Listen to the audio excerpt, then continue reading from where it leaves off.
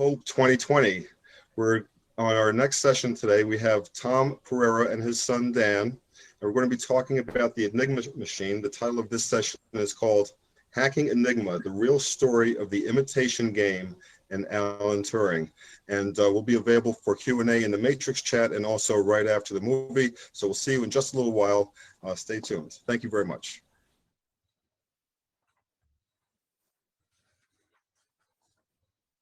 Hacking Enigma, the real story of the imitation game, with Professor Tom Pereira and Dan Pereira. Enigma Museum has been the only organization in the world that hunts for, researches, restores, and provides fully restored and working Enigma cipher machines to museums, historians, and collectors for over 40 years. Enigma Museum found and restored the enigmas that appear in The Imitation Game and Snowden. EnigmaMuseum.com also maintains the only list of surviving Enigma machines. Of the approximately 23,000 German Army and Air Force Enigmas, only 289 are known to have survived, and only 84 of the approximately 8,000 German Navy Enigmas have survived. Calling upon our many years of Enigma research, we're going to tell you how the Enigma works, how and by whom its codes were broken, and the real story behind the imitation game. We will end our talk with a description of the greatest intelligence coup in world history. All branches of the German military used Enigma machines to hide and encrypt their communications. Starting way before the beginning of World War II in 1939, in the early 1930s, the Germans started building up their military illegally, and they had to hide this, so they used the Enigma machine for that. And then they continued using the Enigma machine throughout World War II to hide and encrypt their communications. The Enigma machine was initially patented by the German inventor Arthur Scherbius. Other people had invented the Enigma machine, but he was the first to patent it. The others were similar, but without the patent, they could not go forward. He did this in 1918, and his first Enigma failed to sell. It was this horrible, huge, 300-pound cumbersome device that he hoped would be appealing to corporations for their personal internal corporate security. Finally, in 1922, he developed a more portable version, and this version he offered to the United States, to Europe, to the Germans. Nobody was very interested in it. A couple of people bought a few out of curiosity, but it was not until the early 1930s when the German military started to build up its forces that the Enigma machine was taken over by the Germans, and all production then went into the German military until 1945, at which point the Enigma machine was no longer produced after the end of the war. The Enigma machine is a very simple device. This is a coding Enigma machine, which means it is designed to take a plain text letter, such as the letter A, and encode it into a secret ciphertext letter, such as the letter H. It does that by typing in, when you type in the letter A into the keyboard, it closes a very simple electrical circuit, very much like that of a flashlight. And the result is that it lights up a light bulb under the letter H and illuminates the letter H. So the plain text letter A typed into the keyboard produces a ciphertext or secret version of A, which is the letter H. The way it does this is relatively simple. The machine is very simple. There are only a total of 80 wires inside the entire Enigma machine, and we'll learn a little bit about what they do in a moment.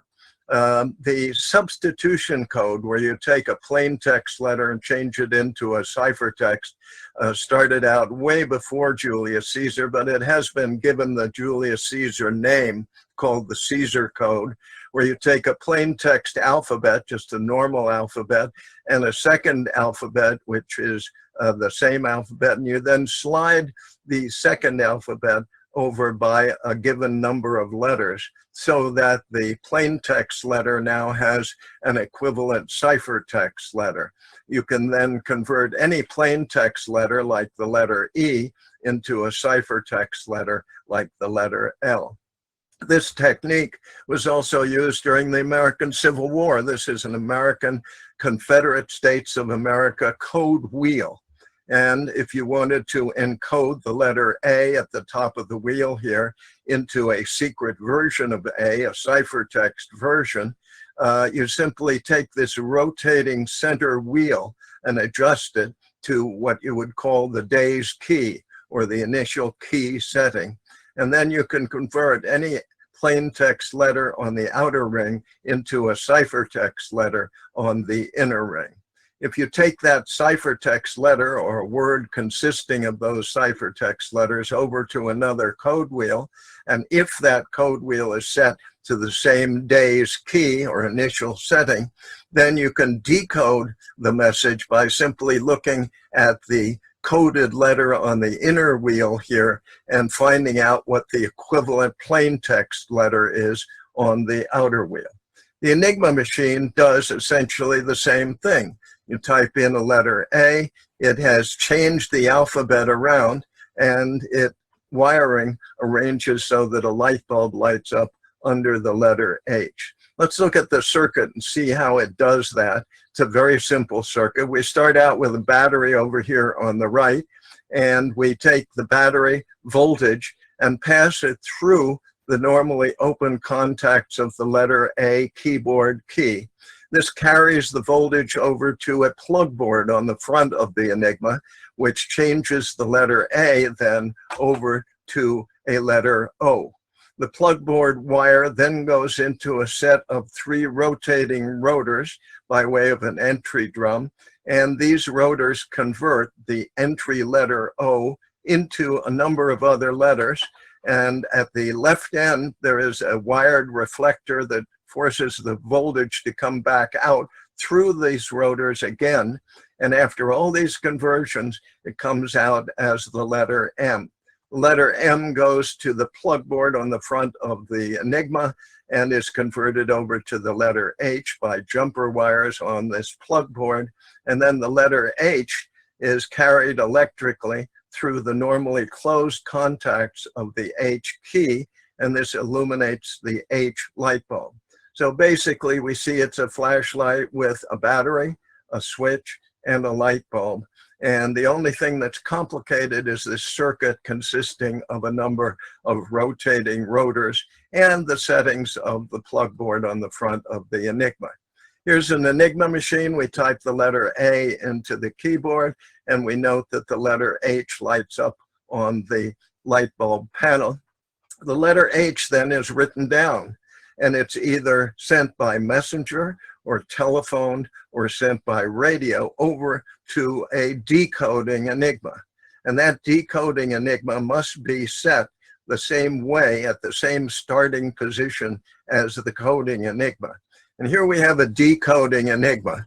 And in this decoding Enigma, we're going to type in the ciphertext letter H, and we're going to see it converted back into the original plain text letter A. So we type the letter H on the keyboard, and the Enigma internal wiring lights up the A on the plug board, on the light bulb panel. The critical thing is that this decoding Enigma must be set to the same initial starting key as the encoding Enigma, and that means it has the same internal wiring. Let's go through that wiring again. We see we go through exactly the same wiring, but backwards. In this case, we press the letter H key, and the battery in the lower right here, voltage is connected to the plug board on the front of the Enigma, where it's jumpered over to the letter M. The M enters the stack of rotors, goes through the stack of rotors to a reflector on the left, back through the rotors, and back out of the stack of rotors as the letter O. The letter O is then connected over to the letter A on the plug board. And finally, the voltage goes up through the normally closed contacts of the A key and lights up the A on the Enigma. So we have then a coding Enigma and a decoding Enigma. The coding Enigma, as we've seen, if we type in the letter A, it lights up the H light bulb. The H is then transformed over or carried over to a second Enigma and typed into its keyboard. And when the H is typed into the keyboard, the letter A lights up on the light bulb. And we have now taken the letter A plain text, coded into a ciphertext letter H, and then decoded it back into the letter A again. Looking at a slightly more complete diagram of the Enigma lets us see in slightly more detail what's going on. The battery over on the right here produces a voltage which sits on the normally open contacts of all of the keyboard contacts. And when a key is pressed, such as the letter A, the contact is connected and it carries the voltage to a pin on the plug board panel on the front of the Enigma. In this case, the letter A. The letter A is then converted by the plug board over to the letter M. The M goes through a set of wires into the right side of the rotor stack. And here we can see the rotor stack a little more clearly. We see that we enter the right-hand rotor as an M, we come out as a B. We enter the middle rotor as a B and come out as a J. We enter the reflector at the left rotor as a J, and we come out into the reflector as an F, out of the reflector as a P, and out of the left rotor as an N, and out of the middle rotor as an X, and out of the right rotor as an O. And we eventually find our way down to the plug board letter O, where this is jumpered over to the letter H, and the H is carried through the normally closed contacts of the H key, and it gets back to the battery and illuminates the letter H. So the wiring is, again, very simple, just a switch, a battery, and a light bulb. But the real complication comes in with respect to the rotors up here, the rotors themselves. And they change every single time you type in a letter. Every time you type in a letter on the keyboard, the rotors turn one step. It's like the odometer on a car. The right-hand rotor steps once. When it's gone 26 times, it steps the middle rotor. When the middle rotor steps 26 times, it steps the left rotor. Every time they step, it changes the internal wiring of the Enigma. So let's see what happens. Here's a coding Enigma, our very same old coding Enigma, but we've now typed in the letter A second time on the keyboard. And because the rotor has rotated, the letter X is now the coded version of the letter A. And so if we were to look at our set of coding and decoding Enigmas, we're now typing in the letter A a second time. The letter X lights up on the light bulb panel of the coding Enigma. That's the coded version of the letter A, second time. We then type the letter X into the decoding Enigma, which has already decoded once. It's now on its second decoding job, and therefore it's exactly identical in its wiring to the encoding Enigma. And we type in the letter X, and we get back the letter A, the second letter A. So it's a very simple setup. The thing that is very interesting, however, is that there are a number of different possible settings of the Enigma that determine what the day's key is that is used. The day's key involves a number of internal adjustments of the Enigma. The rotor number and position along the axle. You can have any one of 5 rotors and put them in any of these 3 places in any order. And that is 60 possibilities. Each rotor has an internal ring setting, actually 26 ring settings, and that gives you 676 possible settings. Each rotor has an initial starting position that you can see through the little windows on the Enigma. There's 17,576 of these, and the jumper cable selections on the plug board, there are 5 times 10 to the 15th power, big number of possible settings of the plug board, which can have anywhere from 0 to 13 different cables in there. So those settings combine, and when you add those all together and figure out what the total number of possible days key settings for an Enigma is, it comes out to a staggering number of 10 to the 114th power possible individual days keys settings. That doesn't look like a huge number, just a few little symbols over here, but if you compare it to the total number of atoms in the observable universe, we find that there are only 10 to the 80th atoms in the entire observable universe. And we compare that to the 10 to the 114th power possible days keys of an Enigma. We realize that the Enigma has a very complex initial possible number of settings. The settings, or days key, are given in a code book that looks like this. On the left, we have the days of the month going from day 1 to day 31. Then we see the type of reflector that's in there. Then we see the number of the rotors and the order of the rotors. In this case, the leftmost rotor is a rotor 4, the middle rotor is a 2, and the rightmost one is the number 1 rotor out of a possible 5 different kinds of rotors. The next column gives us the ring settings for each rotor, anywhere from 1 to 26 for each of the rotors. The left is set to 16, middle 22, and rightmost rotor to 8. The next set of columns tells us where the plug board settings are installed. In this case, A is jumpered over to M, C is jumpered to P, D to J, E to Z, and so on. And that changes, as you can see, with every day of the month. And finally, on the right is a way of calculating which of the letters is visible through this window as the starting position of those letters. The head of the U-boat command, Admiral Karl Dönitz, knew that his Enigma machines could have 10 to the 114th power possible settings, and therefore he felt very confident that nobody would ever be able to guess at a particular day's key setting. Even though he knew that it might be possible for someone to capture a code book, that would only give them the settings for 1 month. And that's highly unlikely because every code book was closely, very carefully guarded when it was delivered to the individual Enigma installation. Therefore, Admiral Dönitz communicated with every one of his submarines every single day, and he demanded that every submarine send back to him their latitude and longitude position every single day throughout the war, having no clue that the Allies were going to be able to decode those messages and know where every one of his submarines was located.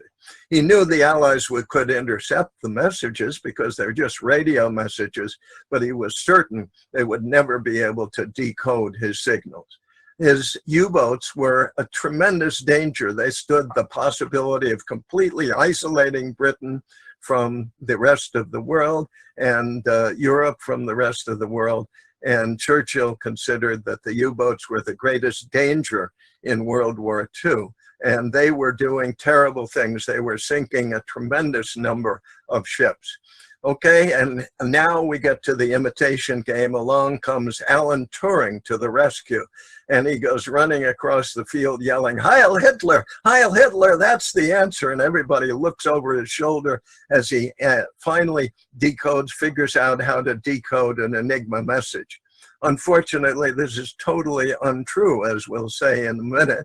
The only good thing about this picture from our standpoint is that is the Enigma that we were able to find and restore that was being used in the movie. But Alan Turing was not the first person to decode the Enigma or even use the concept of a common phrase in an Enigma message. In addition, we see him in this picture with the bomb, the Enigma decoding device that he supposedly built and designed to decipher the Enigma. And unfortunately, sorry, Alan, he did not do that. What is the true story of the deciphering of the Enigma? Well, it boils down to three brilliant Polish mathematicians who broke the Enigma codes and built the first bombs 6 years before the war started, 6 years before Turing and Bletchley Park had anything to do with deciphering the Enigma machines. Poland was sandwiched between two parts of Germany by the Treaty of Versailles, and they knew they were going to be attacked by the Germans. So they developed a technique for cracking the Enigma code by taking their top mathematicians, led by Marian Rejewski on the right, Henryk Zygałski and Jerzy Royzicki, and they were able to calculate the German military Enigma wiring, and we'll see what that means in a moment, as early as 1932.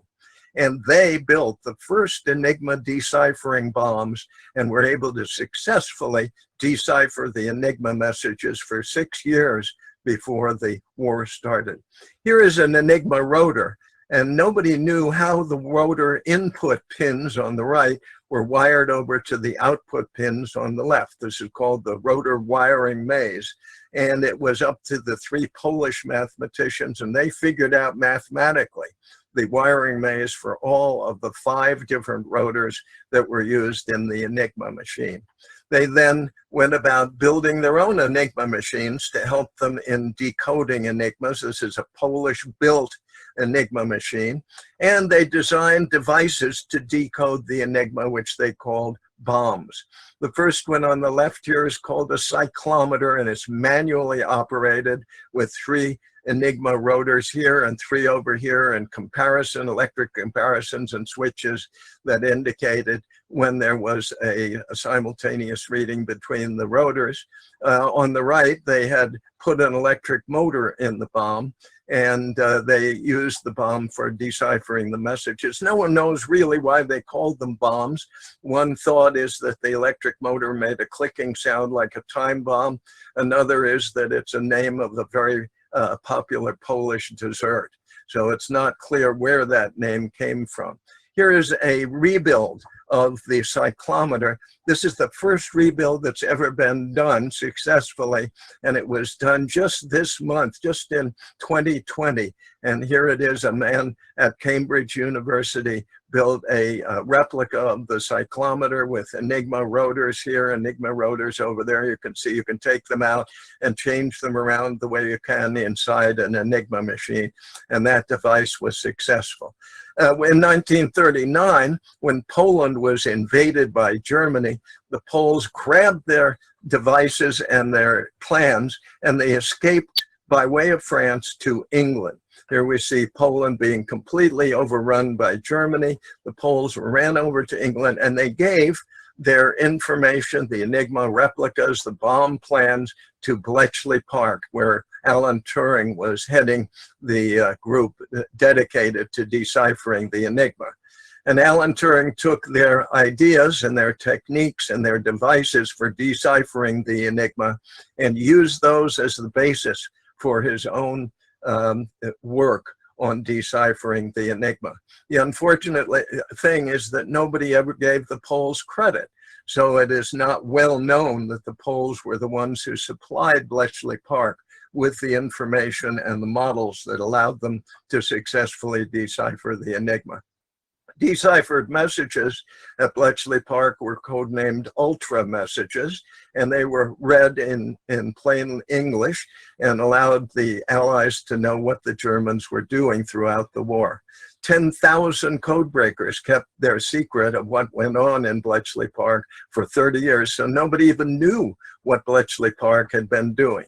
Alan Turing, of course, brilliant mathematician, led the efforts at Bletchley Park, and once he had the Polish techniques for deciphering the Enigma, he went ahead and expanded them and improved them, and he set about building his own bomb. And this is known as the Turing-Welchman bomb, in which, again, we see rotors, but these are more complex rotors, and it's a huge machine, electrically operated, very similar in concept to the Polish machine, based on the Polish machine, but as you can see, a much more complex, much more complex machine.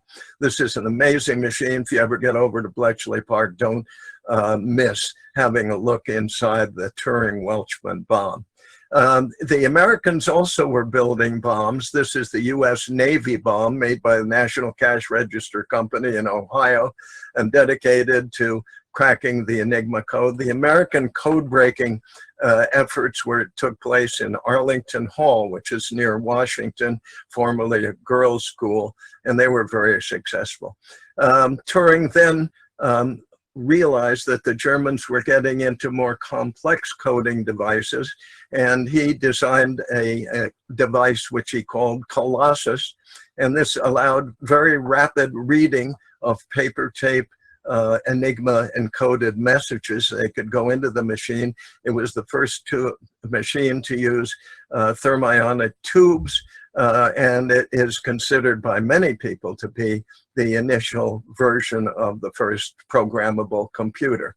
Now let's look at that. Here's an NSA book called Cryptology's Role in the Early Development of Computer Capabilities in the United States. And what they're saying is the need to decipher Enigma messages acted as a stimulus for the development of many different devices that ultimately culminated in what we now think of as an electronic computer. The first of these was the Polish cyclometer that we've just discussed, and then the Polish bomb up here, the Turing-Welchman bomb over here, the British Colossus that Turing was involved with, the American Enigma deciphering bomb, and then other computers evolved from that, including the Atlas back in 1954 and the RCA 501 in 1958. So the Enigma need to decipher the Enigma acted as a stimulus for all of these activities. What is a computer, after all? Can we call any of these machines computer? Computer is most often defined as a device that has an input, a central processing unit, and an output. Some people like to add on it's got to be electronic or electrical or something, but the basis of a computer is that you take an input, you do an operation on that, and the computer gives you an output. The computer central processing unit is open to argument. Most people consider that it must have a preset sequential number of operations, like the chips in today's computer. They have pre-wired add, subtract, and carry kinds of operations. And it has to have a stored program. You have to be able to put a program into a computer, which will then direct the operations to perform operations on an input. Our question is, have we overlooked the Enigma itself? Thinking of the Enigma as the stimulus, the catalyst for the development of a computer, what about the possibility that the Enigma itself was a computer?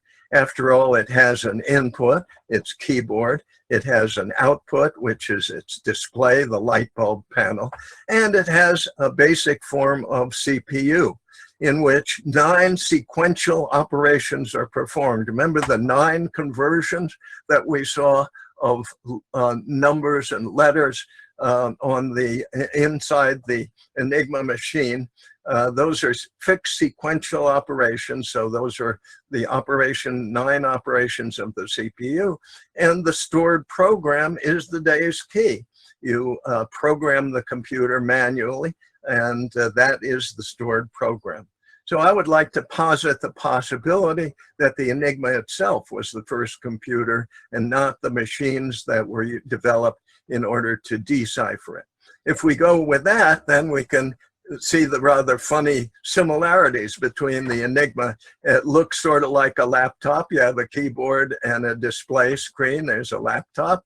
It looks a little like a notebook. You have the keyboard and the display screen like the old Radio Shack 100, and it looks a little bit like a smartphone with its keyboard and its display and its central processing unit. We'll leave that for people to argue about and move on to consider other things. Alan Turing's brilliant contributions to all of this were speeding up deciphering by designing these incredibly complicated additional devices, and dealing with the German improvements by designing new bombs that were able to keep up with the German changes.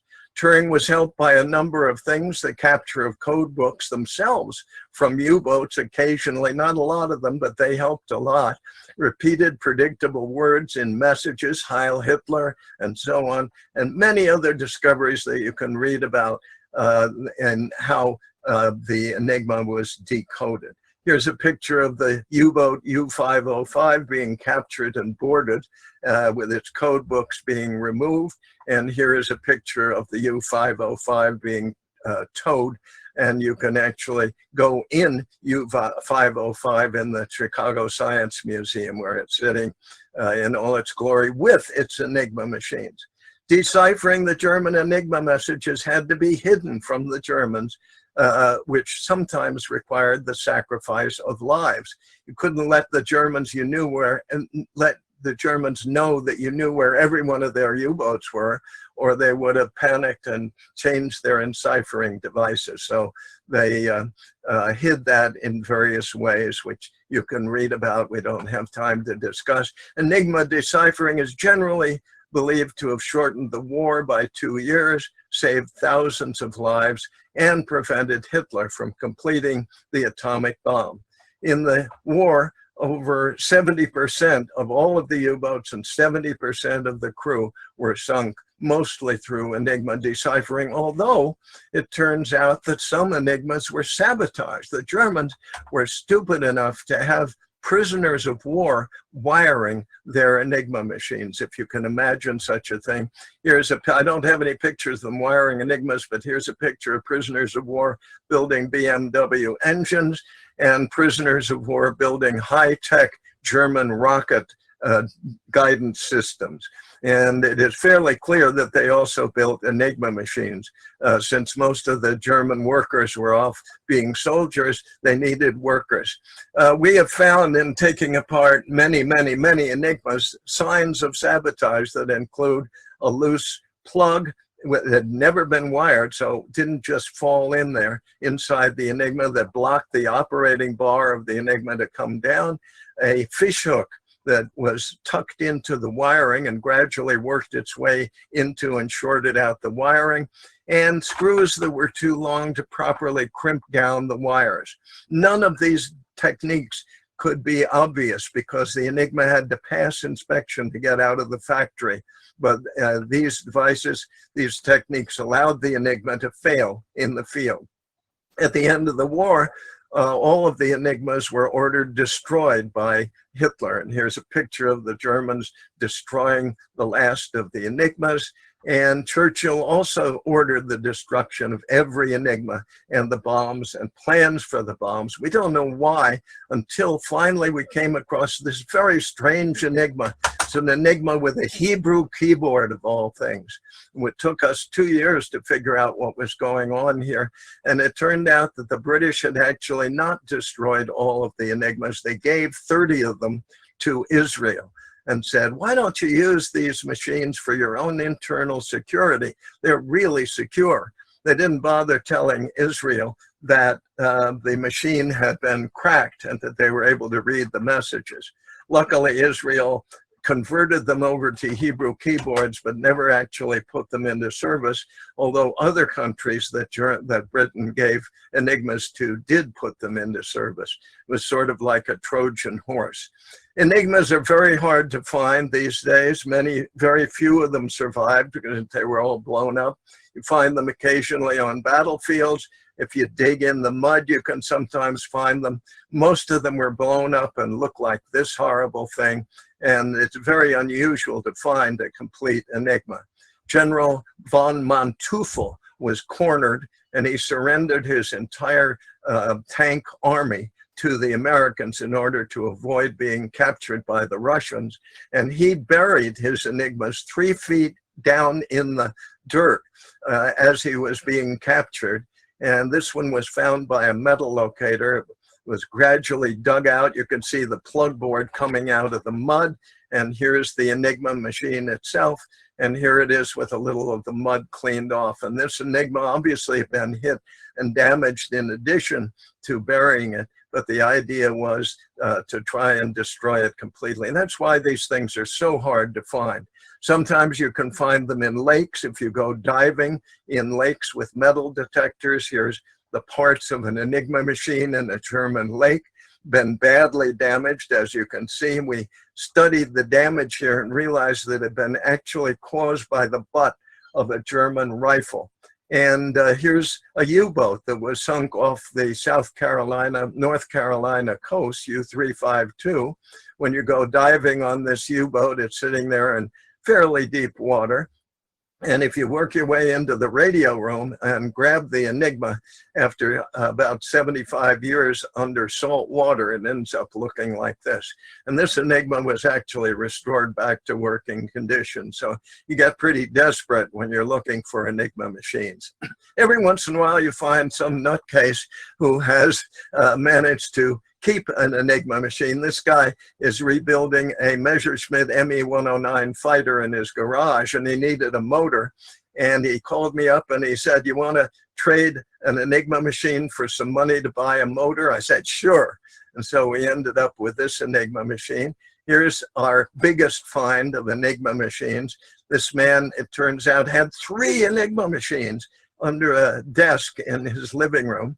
And you can see 1, 2, 3. The one with the arrow is actually the Enigma machine that appeared in The Imitation Game. So this is the moment at which we first saw the Enigma in The Imitation Game, a very exciting moment. We restored it, brought it back into working condition, and it was used in The Imitation Game. Taking a quick look at some of the other cipher machines that were used by the Allies and by other countries, this is the most secure of cipher machines used by the American forces, called the Sigaba. The British used a device called the Typex, very secure machine. The Japanese, as you probably know, used a purple machine. This is a purple analog built by the Americans to simulate the purple machine, since no actual purple machine was ever recovered. During the Cold War, the Russians developed an Enigma-like machine, which they codenamed Fialka. It has 10 rotors, not just 3, and these rotors rotate in different directions. So it's an amazingly complex machine. And we get to the American World War II M209 cipher machine. Very simple machine, no electricity even, just purely mechanical, does a conversion. You put in the plain text letters on the left here, turn them, and it then prints out. You turn a lever on the right, and it then prints out the ciphertext letters up on a piece of paper tape. The M209 cipher machine was developed in 1935, sort of in the middle of the Enigma machine. Yellow here shows the time of production of the Enigma. The Hagelin M209 was developed in 1935. And down here we see World War II, and the Enigma production ended at the same time the World War II ended, but Hagelin's kept on being made all the way up to 2018. Not exactly this the exact machine, but Hagelin, the Hagelin company and subsidiaries, Crypto AG, kept making this machine all the way up into a year or two ago.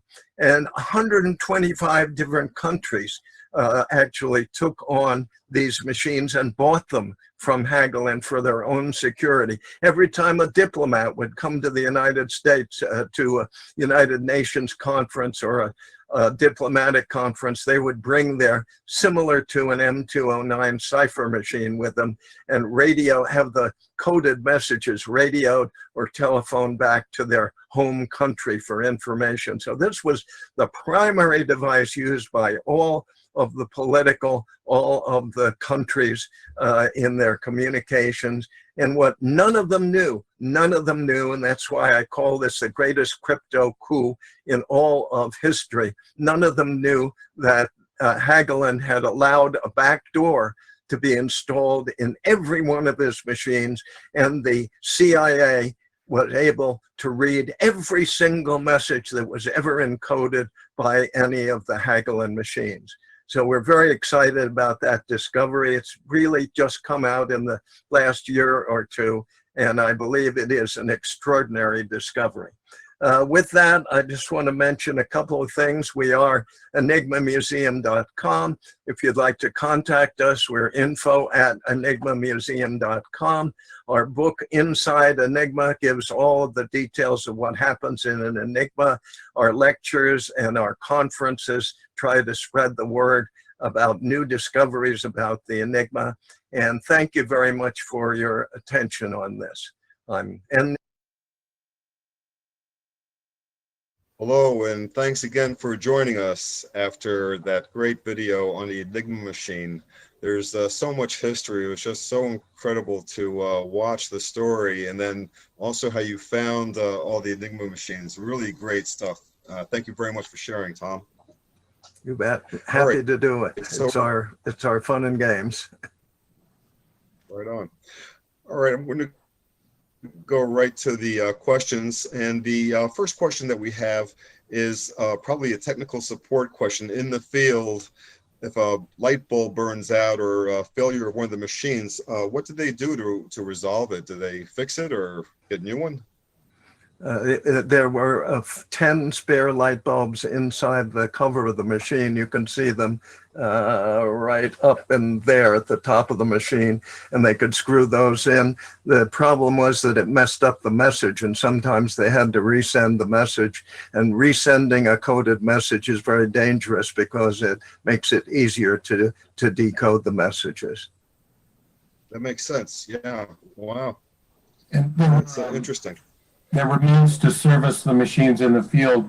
Later models of the Enigma had a test socket right in the machine where the operator could test all the light bulbs at the start of a given day to assure that we're all working. Ah, interesting. So they were really thinking ahead. Very good. Okay, our next question is, in your movie, you mentioned that the Enigma machine, the Polish mathematicians broke the code in around 1932, and in 1939, the Germans invaded Poland. Were the Poles aware that the Germans were coming because they had already broken the code, or just those three mathematicians? They definitely knew about the buildup. They knew about German plans to invade. The problem was the Germans used a technique called blitzkrieg. And although the Poles were sort of ready for them, the Germans just came in with such a tremendously rapid attack that they were not able to deal with it. Wow, that's amazing. Okay, the next question is about ZUSE, Z-U-S-E computers, and I guess ZUSE computers were around the time of the Enigma. Do they have any play into the Enigma story? They have a very important part in the history of the development of computing. And if I could just mention, there are a lot of books on the history of the development of computing. This one is particularly good, The Universal History of Computing, but almost every history book that talks about the development of computers mentions the ZEUS computer as one important cog in the developmental steps. Wow, fascinating. New history, I never knew. Okay. While I'm at it, just one more thing. This is a fabulous book on Colossus and the development of the Enigma breaking machine at Bletchley Park, and it contains a tremendous amount of history as well, written by Jack Copeland and others.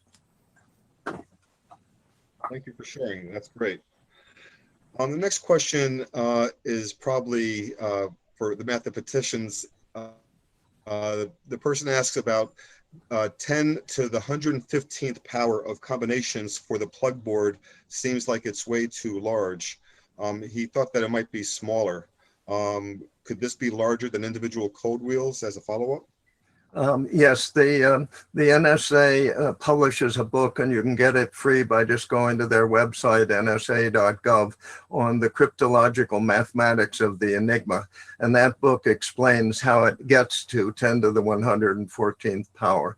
It is not 10 to the 114th power easy settings. You have to go in, you'd have to switch the reflector. That number really is the maximum number of settings if all of the factors are unknown. So from a practical purpose, the person who's asking that question is correct, that the code breakers had less than 10 to the 114th power possibilities to deal with. Right. Okay. That was a good question. The next question is, they would like to start a project, or are there projects to decode Enigma code by modern computers? Yes, there are many, many people doing that. One of the favorite things for people is to build simulators. And one of the favorite simulators is this wonderful little Arduino Enigma. And it works just like an Enigma using a simple Arduino. If you just Google Arduino Enigma, you can have a real Enigma machine using an Arduino for an incredibly low price. I think it gets 150 bucks for it, all programmed for you. And it accurately simulates and emulates every Enigma machine model that was ever designed. But aside from that, there are a number of people working every time, and that's very exciting, every time we discover a batch of undecoded messages, people set about different ways of using modern computers to decode those messages. And again, you can Google unsolved Enigma messages and see some of the projects that are underway. The first time it was done, it took a full year with 100 computers in parallel processing. People, what do they did? It distributed processing, where people use their home computers all linked together, and they were able to break one Enigma message in a full year with 100 computers going. Now they've developed better algorithms. Wow, that's an incredible story. What a bunch of processing power. Okay, the next question is, okay, you mentioned something about the Hagelin. Was the Hagelin stopped being produced because of a backdoor, or was there another reason? I don't see the question. Can you clarify it? All right, I guess it might be a misspelling. I'm going to go over to... No, I can talk about that for a second. Very important. The Hagelin machines were actually initially designed in 1935, but they were built in various forms all the way until 2018. And early on, the CIA managed to arrange to have a back door in them. And these machines were used by 125 different countries, none of whom knew that every message they sent with these machines was capable of being read by the CIA. So it's a little bit like Churchill with his Trojan horse. So the Hagelin machines have an amazing history of decoding. Yeah. Trojan horse is definitely the good word for it. So we have about 3 minutes left. I think we'll be able to get one or two more questions. So the next question was, does Poland do any cool cryptography or privacy stuff nowadays that we might not be aware of or is not widely reported? One of the things that the Poles are very concerned with is that they be recognized for what they did. And little by little, people are putting up statues and memorials to the mathematicians who did the code breaking. And we're in touch with many of the Poles, and their major focus is raising awareness of what the Polish contributions were. There is some current cryptology going on there, but I'm not aware of it. I'm mainly focused on their attempt to find their proper place in the history of cryptography. Yes, more power to them. They deserve it. All right. Next question is, if all the Enigmas had been destroyed, how did that person have three of them? Was he in the military? Did he sneak them home, or he just never found them, or he bought them from other people? Do you know how he acquired them? They were not all destroyed. What happened was that the Germans found out that Churchill had ordered every GI to destroy them. And some Germans actually grabbed them and took them home thinking, well, maybe they'll someday be valuable. And most of those Germans have died. And what we do actually is to try and find the few surviving Enigmas. They're usually in a basement or an attic. The family thinks it's just an old typewriter. They sometimes even show up at garage sales and flea markets. That's how the few of them survived. We keep the only list of surviving Enigmas in the world, and there are 287 known Enigmas that survived out of the 30,000 Enigmas that were made during the war. Wow, 30,000. That's a lot of moving parts. For Yeah. sure. Okay, we're out of time. I want to thank you very much, Dan Ferrara, and your son, Tom Ferrara. I'm sorry, Tom Ferrara and your son, Dan Ferrara. Thank you very much for sharing this great story about the Enigma machine with all of us here at 2020. On behalf of the attendees and the volunteers and the staff of Hope 2020, I want to thank you very much for sharing this with us. Tom And thank Dan. you, Hope, for a great conference. Thank you for having us. Thank you.